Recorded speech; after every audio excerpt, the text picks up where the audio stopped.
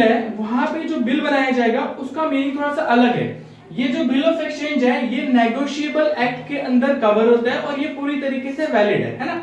इसमें हमने क्या समझा था, इसमें हमने समझा था कि भाई हमारे पास दो पर्सन है, मान लो एक ये है और एक ये है ना। ये जो है ये डेटर है और ये क्रेडिटर है, ठीक है। डेटर कौन होता है भाई? डेटर वो होता है जो उधार में सामान परचेज करता है ना। जो भी उधार में सामान परचेज करता है उसे बोलते हैं डेटर, और जो उधार में सामान देता है बोलते हैं क्रेडिटर, है ना। मान लो भाई डेटर जो है उसके पास पैसे नहीं है, ठीक है। अब डेटर के पास पैसे नहीं है तो डेटर क्या करेगा, क्रेडिटर के पास जाएगा और कहेगा भाई आप ना मुझे सामान दे दो, ठीक है, कोई भी गुड्स दे दो। तो क्रेडिटर क्या बोलेगा, क्रेडिटर कहेगा कि भाई आप जो है मतलब कि पैसे दो, है ना। ये कहेगा भाई देखो मेरे पास पैसे नहीं है लेकिन मैं आपको प्रॉमिस कर रहा हूं कि मैं आपको पैसे दे दूंगा, है ना। तो ये कहेगा भाई देखो प्रॉमिस तो दुनिया करती है, अगर तुम पैसे लेकर भाग गए तो, है ना, अगर तुम पैसे लेकर भाग गए तो, है ना। ये कहेगा कि भाई तू एक काम कर मुझे लिख कर दे दे। क्रेडिटर क्या बोलेगा, क्रेडिटर कहेगा भाई तू एक काम कर मुझे लिख कर दे दे कि तू इतने समय बाद मुझे पेमेंट कर देगा, है ना। तो क्रेडिटर ने क्या बोला, क्रेडिटर ने कहा भाई तू मुझे लिख कर दे, है ना। तो इसने कहा कि भाई मैं तेरे को लिख कर दे रहा हूं, है ना। अब ये दो बातें लिख सकता है, एक तो बोलेगा कि भाई मैं क्या बोल रहा हूं,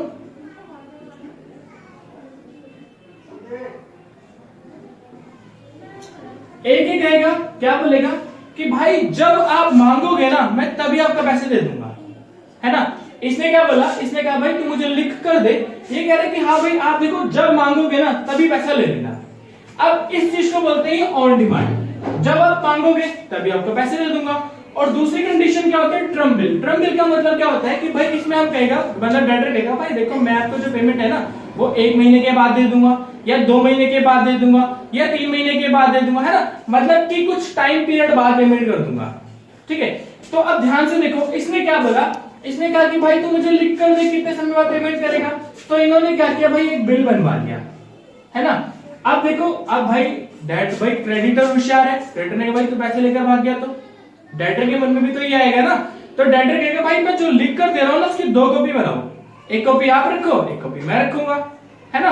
तो ये जो 2 कॉपियां बनेगी, एक कॉपी जो ये अपने पास रखेगा इसे बोलते हैं बिल्स रिसीवेबल, और एक कॉपी जो ये अपने पास रखेगा उसे बोलेंगे बिल्स पेबल। बात समझ में आ रही है?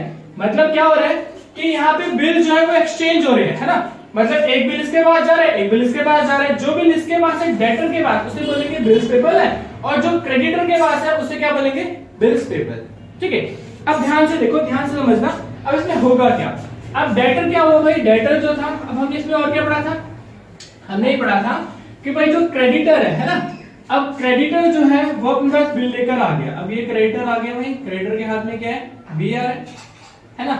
अब क्रेडिटर जो है वो अपने पास आ गया, अब क्रेडिटर बिल लेकर आया अपने पास। तो क्रेडिटर के पास 4 कंडीशन है। पहली कंडीशन क्या है कि भाई ये क्या करे, अपने घर में बिल रखे, है ना। भाई ये क्या करेगा, अपने घर में बिल रखेगा। तो इसका मतलब क्या है कि ये क्या कहेगा, केप्ट बिल टिल मैच्योरिटी, ठीक है। अभी बात करेंगे मैच्योरिटी क्या होता है, मैच्योरिटी डेट, अभी बात करेंगे मैच्योरिटी डेट होता है, ठीक है। तो मतलब इसके पास क्या है कि भाई ये आया और इसने बिल अपने घर में रख दिया। इसने कहा कि भाई अब इसके पास पैसे की अभी जरूरत नहीं है ना। तो इसने कहा कि भाई आप जो पैसे दोगे ना वो मैं ले लूंगा। मतलब कि जब उसने कहा कि भाई अब डेटर जो था वो जानने वाला था उसका, है ना। तो इसने कहा कि भाई जो पैसे है ना आप 2 महीने बाद दोगे, 2 महीने बाद दे देना। तो ये लाया, इसने अपने घर में रख लिया, तो मतलब इसने अपने पास ही रखा मैच्योरिटी डेट तक। दूसरा क्या हुआ, हो सकता है कि भाई इसे पैसे की जरूरत पड़ गई बीच में, है ना। अब मान लो भाई इसने कहा था कि भाई मैं डेटर ने कहा कि मैं 2 महीने के बाद पेमेंट करूंगा, है ना। डेटर ने क्या बोला कि 2 महीने के बाद पेमेंट करूंगा। अब क्रेडिटर को पैसे की जरूरत पड़ गई 1 महीने बाद ही। अब क्रेडिटर क्या करेगा, डेटर के पास तो जा नहीं सकता, क्यों, क्योंकि डेटर ने क्या बोला था मैं तो 2 महीने का पेमेंट करूंगा, है ना। अब इस कंडीशन में क्या होगा कि डेटर के पास एक ऑप्शन होता है कि डेटर बैंक के पास जाएगा और उसको कैश करवा लेगा, है ना। अब क्या हुआ कि भाई डेटर जो था, भाई क्रेडिटर जो था वो बैंक के पास गया, क्रेडिटर जो था वो किसके पास गया, बैंक के पास। अब बैंक ने बोला कि भाई देखो आपका जो बिल है ना उसको हम कैश तो कर देंगे लेकिन उसमें हमारा क्या फायदा, है ना। तो भाई अब क्रेडिटर कहेगा हाँ तो आप ही बताओ भाई आपको कैसे फायदा मिलेगा, है ना। तो ये कहेगा कि भाई देखो बैंक क्या बोलेगा, भाई हमने इसमें कोई चार्ज काटेंगे, मतलब अगर आपका बिल जो है वो 1 लाख रुपए का है तो हम आपको 1 लाख रुपए ना देकर कुछ पैसे काट कर देंगे। मान लो भाई उसने कहा कि भाई हम आपको जो है वो 99,000 रुपए देंगे, ठीक है, मतलब 1,000 रुपए हम अपने पास रखेंगे। ये अलग अलग क्वेश्चन में अलग अलग तरीके से हमें गिवन होगा, ठीक है। तो ये जो चार्ज उन्होंने काटा है इस चार्ज को बोलते हैं डिस्काउंटिंग चार्ज। बात समझ में आ रही है? मतलब पहला केस क्या था कि डेटर ने अपने पास रखा, दूसरे केस में क्या किया, बैंक के पास जाके कैश करवा लेकर आया, कैश करवा के लेकर आया, तो इसे क्या बोलते हैं, इसे बोलते हैं डिस्काउंटिंग केस है, बिल डिस्काउंटिंग फ्रॉम बैंक। बात समझ में आ रही है? ठीक है। अब क्या होता है भाई, देखो 2 केस हो गए, अब तीसरा केस क्या है भाई, तीसरा केस ये है कि भाई डेटर जो क्रेडिटर है ना, जो क्रेडिटर है उसका भी क्रेडिटर, ठीक है। अब क्या हुआ कि भाई डेटर, देखो अब हम लोग जो है भाई, हम जैसे मान लो मैं कोई सामान बेच रहा हूं, है ना, अब मैं कोई सामान बेच रहा हूं तो मैंने भी तो किसी से खरीदा होगा ना, इट मींस मेरा भी तो कोई क्रेडिटर होगा ना। तो क्या होता है कि जब मैं अपने क्रेडिटर को ये वाला बिल ट्रांसफर कर दूंगा तो इस बिल को बोलते हैं एंडोर्समेंट, ठीक है। तीसरा क्या हुआ कि मैंने बिल को ट्रांसफर कर दिया, ट्रांसफर टू क्रेडिटर, और किसने किया, क्रेडिटर ने, तो इसको बोलते हैं एंडोर्समेंट। बात समझ में आ रही है? एंडोर्समेंट का मतलब क्या होता है कि क्रेडिटर ने अपने क्रेडिटर को बिल ट्रांसफर कर दिया, दैट इज कॉल्ड एंडोर्समेंट, ठीक है। चौथा केस क्या होता है, बिल सेंट फॉर कलेक्शन। अब देखो भाई क्या होता है बिल सेंट फॉर कलेक्शन, इसका मतलब क्या होता है कि भाई मेरे पास ना बहुत सारे बिल हैं, मेरे पास बहुत सारे बिल हैं, तो मैंने क्या किया भाई, कलेक्शन करने वाली एजेंसी को बिल दे दिया, मैंने कहा भाई ये लो बिल, है ना, इसको कलेक्ट करके लेकर आना। तो ये हमने क्या किया कि बिल कलेक्शन के लिए भेज दिया, कि इसको बोलते हैं बिल सेंट फॉर कलेक्शन, ठीक है। अब देखो बात आएगी कि इसमें जर्नल एंट्री कैसे करते हैं। अब देखो ध्यान से समझना जर्नल एंट्री कैसे करेंगे।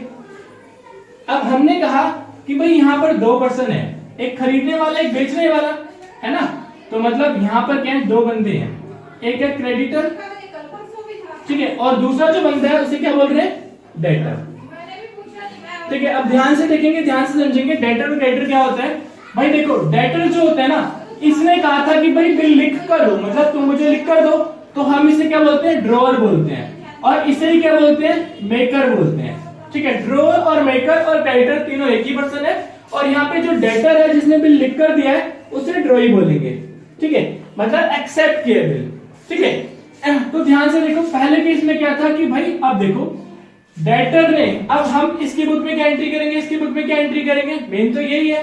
तो सबसे पहले हम लोग क्या करते हैं भाई, till the date of maturity,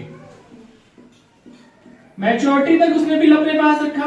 तो पहले क्या हुआ होगा भाई, इसने इससे सेल किया, मतलब इसने इससे तो सेल किया होगा ना, तो एंट्री क्या करेंगे, एंट्री करेंगे भाई, ड्रॉई को डेबिट कर देंगे, और उसने क्या किया है, सेल किया है ना। अब ड्रॉई ने कैश तो दिया नहीं, अगर ड्रॉई मुझे कैश देता, अगर ड्रॉई मुझे कैश देता तो मैं एंट्री क्या करता, मैं एंट्री करता भाई cash account debit to drawee, लेकिन यहाँ पर एंट्री क्या करेंगे भाई, मेरे को कैश में मिलकर क्या मिला है, बिल रिसीवेबल, तो मैं बिल रिसीवेबल को डेबिट कर दूंगा और यहाँ पे क्या कर दूंगा, ड्रॉई। बात समझ में आ रही है? फिर जब मैच्योरिटी डेट आएगी तो मैं क्या करूंगा, अपने पैसे ले लूंगा और क्या करूंगा, बिल जो है वो वापस कर दूंगा, तो यहाँ पे बिल रिसीवेबल आ जाएगा, ठीक है। अब दूसरी कंडीशन क्या थी भाई, दूसरी कंडीशन मेरे पास थी डिस्काउंटिंग फ्रॉम बैंक। मैंने क्या किया, बैंक से उसको डिस्काउंट करवाया। अब जब बैंक से डिस्काउंट करवाया, पहली एंट्री से दूसरी एंट्री से, बस ये जो तीसरी एंट्री है, ठीक है, तीसरी एंट्री में क्या हुआ कि मैंने जो बैंक बिल था वो किसको दे दिया, बैंक को दे दिया। तो मैं इसमें यहाँ पे देखो पहली एंट्री मेरी सेम रहेगी, दूसरी सेम रहेगी, ठीक है। जो तीसरी एंट्री है उसमें मैं क्या करूंगा, बैंक को डेबिट कर दूंगा क्योंकि मेरे पास पैसा आ गया, ठीक है, और यहाँ पे लिखूंगा डिस्काउंटिंग चार्जेस, ठीक है, और यहां से मैंने जो बीआर था वो किसको दे दिया, बैंक को दे दिया, ठीक है। जो तीसरा केस था मेरे पास वो क्या था, एंडोर्समेंट का। अब एंडोर्समेंट में मैं क्या करूंगा, एंट्री, अब देखो अब यहाँ पे बस यहीं पे छोड़ देंगे ड्रॉअर की बुक में, क्यों, क्योंकि अब बैंक जो होगा वो जाके पैसे ले लेगा, ठीक है।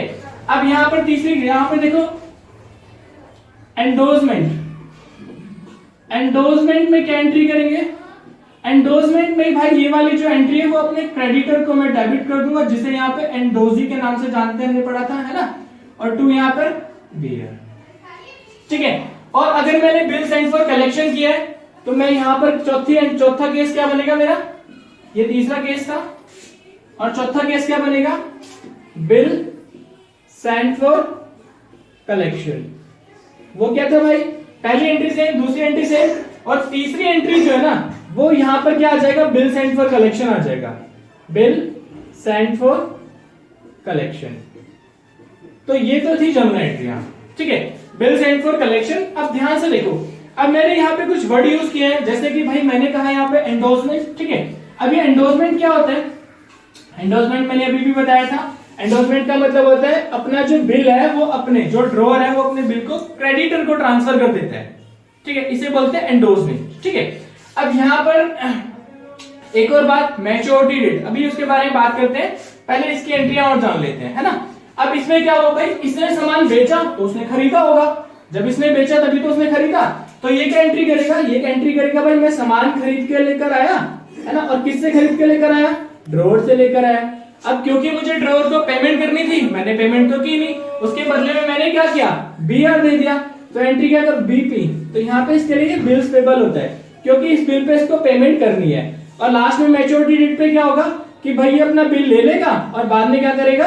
पेमेंट कर देगा। तो यहाँ पे आ जाएगा bills payable account debit to cash. और ये हर एक केस में, यहाँ पे बैंक में लिख सकते हैं, हर एक केस में यही एंट्री करेगा अपनी बुक में, ठीक है। एक बार दोबारा समझते हैं, क्रेडिटर वो पर्सन होता है जो सामान बेचता है ना। अब क्रेडिटर डेटर को सामान बेचेगा, अब कहेगा पैसे दो, पैसे तो दिए नहीं उसने, उसके बदले में क्या दिया? बिल लिया। अब ये बिल लेकर आया तो उसके पास चार ऑप्शन है। पहला ऑप्शन क्या है? पहला ऑप्शन है भाई ये क्या कर लेगा कि भाई अपने पास ही रखेगा टिल द मैच्योरिटी डेट। दूसरा ऑप्शन क्या था कि भाई इसको पैसे की जरूरत पड़ गई, बैंक से जाकर डिस्काउंट करवा सकता है। तीसरा क्या है कि अपने क्रेडिटर को इंडोर्स कर सकता है, मतलब कि ट्रांसफर कर सकता है। और चौथा केस क्या है कि बिल सेंड फॉर कलेक्शन के लिए भेज सकता है, ठीक है। और यहाँ पर क्या होगा? ये सामान खरीद के लेकर आया, पैसे ना देके बिल्स पेबल ले लिया, है ना, और बाद में बिल्स पेबल जो था वो पेमेंट कर दी। अब यहाँ पर हम लोग बात कर रहे हैं मैच्योरिटी के बारे में, है ना। अब ये मैच्योरिटी डेट क्या होता है? देखो, मैच्योरिटी डेट का मतलब होता है कि भाई जिस तारीख को पेमेंट की जाएगी उस तारीख को मैच्योरिटी डेट बोलते हैं। जिस तारीख को पेमेंट की जाती है उस तारीख को मैच्योरिटी डेट बोलते हैं। अब ये आता कैसे है? जो भी हमारी ड्यू डेट होगी, है ना, जो भी ड्यू डेट होगी उसके अंदर 3 डेज ग्रेस की हम लोग ऐड कर लेते हैं, ठीक है। उस जो डेट आएगी उस डेट को हम लोग बोलते हैं मैच्योरिटी डेट, ठीक है। अब ड्यू डेट क्या होता है? जैसे मान के चलो भाई मैंने क्या किया, मैंने एक 3 महीने का बिल बनाया, ठीक है। अब कहां से? 1 अप्रैल से। अब मैंने 1 अप्रैल को भाई बिल बनाया और उसमें मैंने कहा कि पेमेंट जो वो 3 महीने के बाद करूंगा। तो अप्रैल का महीना पूरा, क्योंकि यहाँ पे 1 तारीख है, फिर मई का महीना, जून का महीना, तो 30 जून तक हो गया, प्लस 3 डेज, तो ये क्या हो गया? 4 जुलाई। तो पेमेंट कब की जाएगी? 4 जुलाई को। तो ये जो डेट निकल कर आई है इस डेट को बोलेंगे मैच्योरिटी डेट। अब ये मैच्योरिटी डेट निकालते वक्त कुछ बातों का ध्यान रखना होता है।